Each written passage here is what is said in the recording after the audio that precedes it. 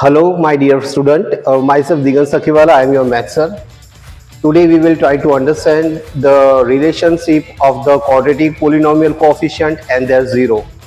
So we try to get the relationship of their zero, that is alpha and beta, and their coefficient like a, b and c.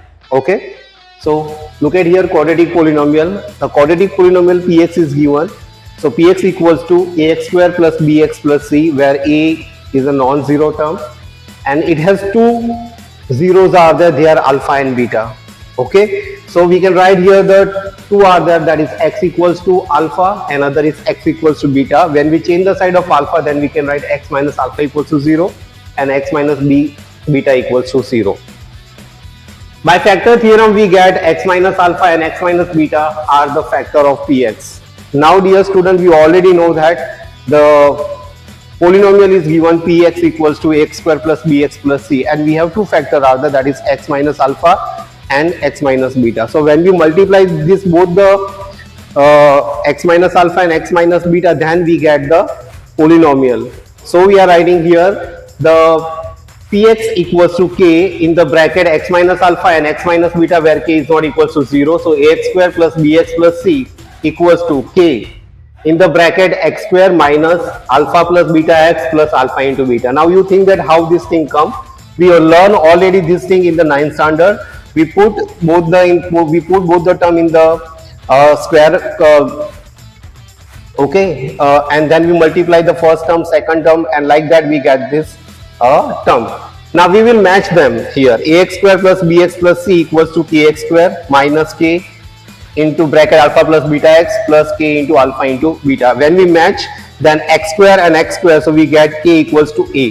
Here we match, then b equals to minus k alpha plus beta, and here we will match, then c equals to k into alpha into beta. Okay, so we are going on the next page.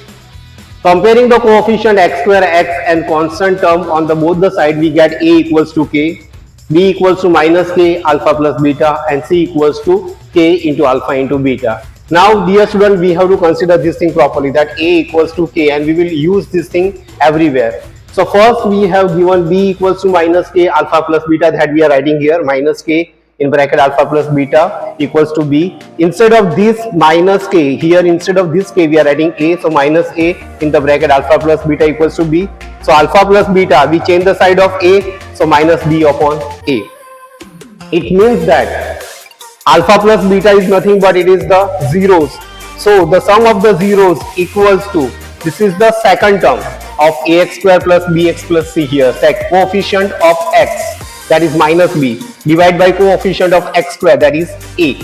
So dear student, in exam you always remember that when they ask that write the coefficient, they will write the sum of the zero. At that time you should write about minus b upon a directly.